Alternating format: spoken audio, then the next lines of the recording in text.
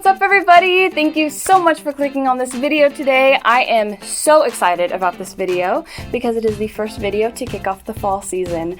I absolutely love fall. I love all the glowing and warm colors, of course the candles, but my favorite thing about fall just happens to be the one and only Starbucks pumpkin spice latte. So of course I had to create this video inspired by this drink, which I am so excited about. I absolutely love how this look turned out with the dark colors and the glow that it really gives off. So I hope you enjoyed this video. If you want to see how I finished this look, please keep on watching. So as you can see here, I'm starting off with a completely clean face. For my primer, I'm taking a small amount of the Professional Face Primer from Benefit Cosmetics and applying it to the areas where I have the most pores. I love the way my face feels after I apply this primer. It is so smooth and literally blurs away my pores.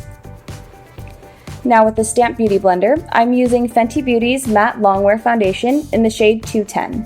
I like to begin pressing the product where I wish to have the most coverage. This includes underneath my eyes and around my nose.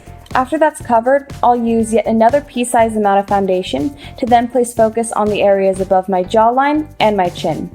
I'll repeat that step again once more for my forehead and then blend it outwards toward my temples.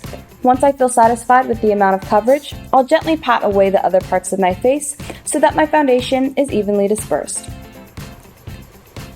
To ensure that my foundation stays matte, I love using MAC's Studio Fix Setting Powder in the shade N4.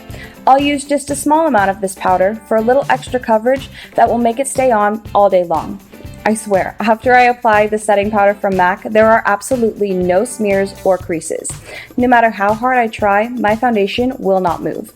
The spots that I want covered are also the spots I want highlighted. Doing this now places emphasis on the areas where light would naturally hit the face.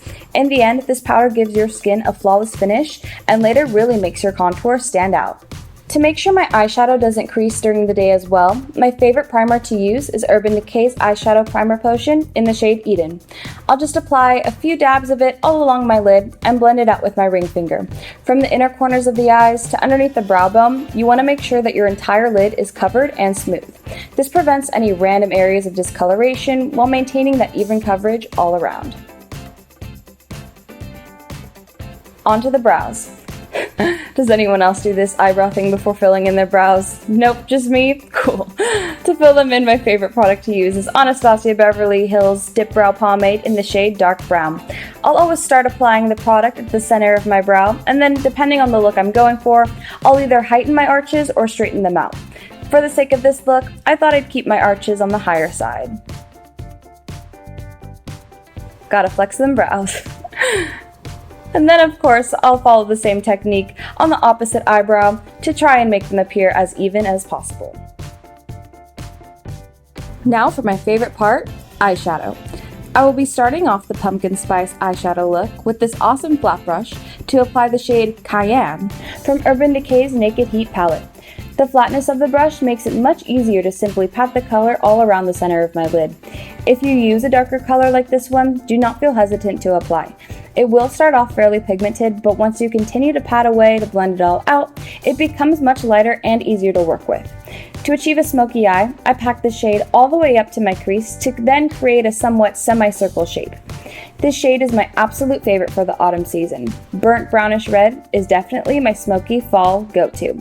This color was also inspired by the pumpkin spice topping sprinkled on top of the whipped cream. After I finish the first layer on my right eye, I go back to the palette to pack on some more color for my left eye. I'm just using the same patting technique to spread the color all over my lid. You want the most pigment at the center and the softest amount of pigment in the crease. This will help us later when we use more colors for the crease. If you want, you can go back to the palette like I am for a second layer to maintain that bold pigment. Just gently pat the shade all around the lid until you are satisfied with the amount of coverage. Now taking this smaller smudge brush, I'm using the Naked Heat palette again in the reddish purple shade En Fuego to blend in the crease. Start off with the darkest pigment on the outer parts of the crease like this, and then simply follow along the rest of your crease, emulating that semicircle shape. While the darker shadow in the crease gives the eyes depth that I desire, the result can sometimes leave a harsh appearance if not properly blended. So to avoid any harsh lines, I take this blending brush to blend out the crease, Rapidly swiping the brush back and forth like this is an effective technique to achieve a nicely blended crease. Now with this fluffy brush, I'm going back in with En Fuego from the Naked Heat palette to darken the outer parts of the crease. You might need to go back to the palette a few times to add a few more layers until the shadow is darkened to your desire. If you're still unsure about where to place the shadow, think of it as the area in between the outer corner of your eye and the end of your eyebrow. Right underneath your brow bone is ideal. Now let's begin to lighten, or should I say spice things up. With this small flat brush, I'm going in with the shade Spice is Nice from the Too Faced Gingerbread palette to place along the area above my lash line. I had to use this shade, not only for the color, but what better way to do a pumpkin spice latte inspiration look than with an orange shade literally called Spice is Nice. Using that same palette, I'm taking a pointy smudge brush and packing it in the shade Figgy Pudding for a little extra shadow and depth to the outer parts of the crease. A little goes a long way, so I'm just slightly tapping the outer crease for a beautiful autumn smoky finish. Going back to my fluffy brush, I'm just utilizing the same previous technique to blend away any harsh lines. The key to achieving this smoky look is blending, so do not hesitate to blend out anything too bold or dark. Anticipate a smooth finish resulting with just hints of dark shadows, nothing too bold or extreme. Now taking my square brush, I'm going back to my Naked Heat palette in the En Fuego shade to just brush along my lower lash line. I like to start on the outer part of my lower lash line for the darkest pigment and then work my way in. To blend it all out, I'm returning to my pointy smudge brush and packing it in the same shade for a bolder pigment. Just brushing it along my lower lash line in the same fashion will later give my lower lashes a flared appearance, resulting in bigger and more brightened eyes.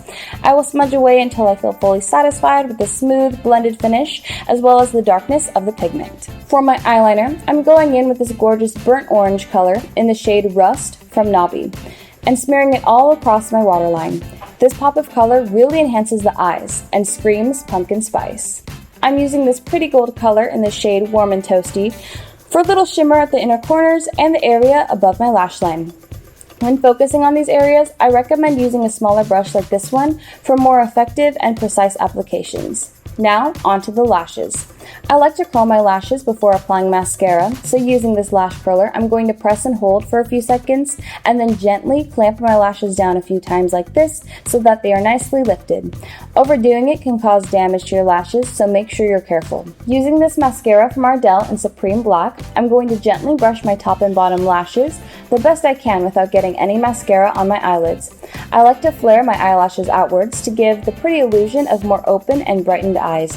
This does not require too many layers because in the next step we're about to apply some false lashes. With my Duo Lash Adhesive, I'm just applying a thin layer to the Kiss eyelash strips in the style Pixie and placing it as close to my lash line as possible. You can either use your fingers like me or tweezers to precisely pinch the lash down and apply. These lashes really do a lot for the eyes and really bring the whole look together. Make sure you take your time when applying false lashes. I find that rushing it results in wrong placement and a sticky adhesive mess. If you don't get it right the first time, don't worry. After just some practice, you'll get used to the technique. Now this step is optional, but after applying lashes, I like to mesh my natural lashes to the false strips with Ardell's Mega Lash Mascara to prevent any separation. Then, taking my small angled brush, I'm using Ashes from the Naked Heat palette to apply a soft eyeliner effect at the lash line. Doing this covers up the line where the strips are placed while giving the lashes a little extra boost in volume. Ah, so bold and voluminous. Now let's bring on some glitz and glam. With this tiny brush, I'm going in with this gorgeous gold glitter from J-Cat called Gatsby's Party and placing it at the inner corners. If you're using a loose glitter like I am, I recommend using a glitter adhesive first. This adhesive from Eye Candy is incredible as it glues the glitter to your eye, making it stick all day long. In addition to the inner corners, I'll apply this glitter at the center above my lash line for an extra pop of sparkle. Ah, so glittery. And that completes our pumpkin spice inspired eye makeup. I'm in love with it. Moving on to contour, I'm taking my Hoola bronzer from Benefit Cosmetics and brushing it along the areas I want to find. After packing on the product, it may be necessary to tap off any excess dust to avoid messy results. Don't forget that blending is a vital step here. You don't want any harsh lines. I love this hula brush, not only because it comes with the purchase, but its small size is super convenient and exhibits an effective blending technique to successfully achieve a slimmer facial structure. For my blush, I'm using this shimmery bronzy pink blush from MAC in the shade Lovejoy to warm up my cheeks. I find that making circular motions above where your contour is placed nicely blends everything together while giving it a much smoother and natural finish. With this lovely fan brush, I'm going in with my Urban Decay's Naked Illuminated Highlighter in the shade Lit, and will begin by dusting it above my cheekbones. This shade pairs beautifully with my Hoola Bronzer and MAC blush. Then I'll go in for more product a second time for the tip and bridge of my nose. This highlighter is so shimmery and radiates a gorgeous orange glow, perfect for this pumpkin spice look. Time for the lips. This Too Faced Melted Matte Lip in Gingerbread Man is one of my favorites and smells absolutely heavenly. Also, the burnt red color is the perfect shade for this pumpkin spice inspiration. Since this applicator is nice and thin, it can effectively line my lips on its own without the need for lip liner. Thus, I skipped the lip liner and began applying the lipstick straight to my lips with the full lip shape I desired. And for a final touch, I'm going in with my gorgeous rose gold lip gloss from Anastasia Beverly Hills in the shade Parfait. After smacking my lips together a few times to disperse the gloss, I'm just gently brushing the gloss along my lips for a sweet orange shine. Ah, so gorgeous, and we're nearly done. The look won't be as complete without your birthmarks, freckles, lines, scars, or any other marks that make you unique. So go ahead, whip out that makeup wipe and show them off. Just set it all with some setting spray, and the Starbucks Pumpkin Spice Latte inspired look is finally complete. Alright guys, so that completes the Starbucks Pumpkin Spice Latte inspired makeup tutorial. I am so excited about this look, guys. I love how it turned out with the warm colors. I hope I inspired you guys to warm up those palettes for the autumn season as well. If you like this video, please like, comment down below, and subscribe. And of course, don't forget to turn on that notification bell for more videos just like this soon to come. At the end of the day, no matter what anybody says, don't forget to embrace what makes you unique. Happy autumn, guys!